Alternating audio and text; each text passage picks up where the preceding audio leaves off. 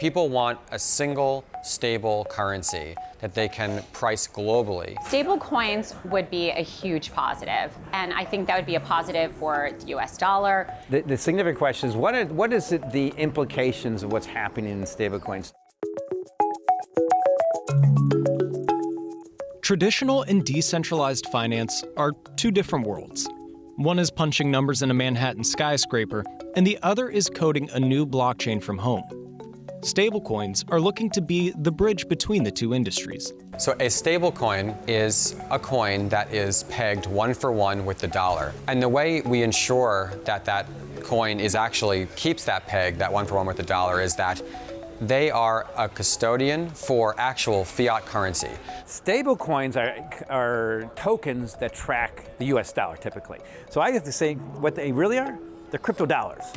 Crypto dollars are akin to euro dollars. Euro dollars track the US dollar in banks outside the US. And what this lets you do is it lets you interact with the DeFi ecosystem using digital assets that don't have any volatility with respect to the dollar. If you were to hold just Bitcoin, then that's going to rise and fall with the price of Bitcoin. As Brett mentioned, a stablecoin is a cryptocurrency designed to have a relatively stable price. This means it can be backed by fiat, a commodity, other cryptos, or even algorithmically. Cryptocurrency is a digital currency which is built on a blockchain. A blockchain is a database record that guarantees the fidelity and security of transactions. And all of this generally exists under the umbrella of decentralized finance, or DeFi for short. It's the emerging financial system separate from Wall Street. To me, this is indicative of the revolution of cryptos. Number one fact is when you sort by volume in CoinMarketCap.com, the number one traded crypto on the planet is Tether. A lot of people don't understand that yet. The world has gone for the dollar organically through cryptos, which shows the significance of our free market capitalism.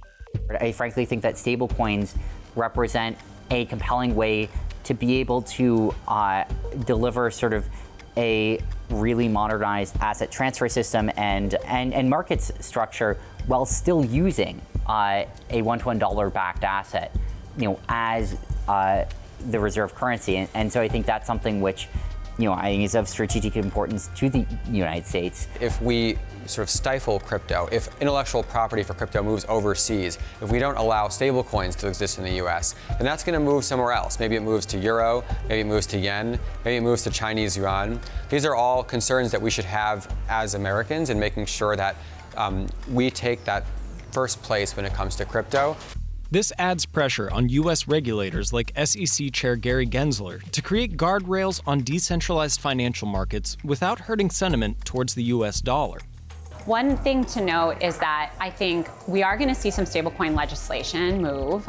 Certainly some of the recommendations from the President's Working Group report on financial markets on stablecoins was to recommend that there is some legislative framework that is passed. And to be honest with you, I think we're seeing bipartisan support on stablecoin legislation moving, and that to me is the low-hanging fruit in Congress. So I think we're going to start with stablecoins and then potentially move on to some other topics that will have maybe broader implications for all of crypto and all of the crypto markets, but I think we're going to start with stablecoins. Stablecoin legislation will be a major moment for cryptocurrency adoption into the global economic system. Whether or not investors continue to favor the United States dollar or another currency is yet to be seen. People want a single, stable currency that they can price globally, as opposed to having these fragmented markets, just naturally how it's developed. So just empirically speaking, the US dollar really is it.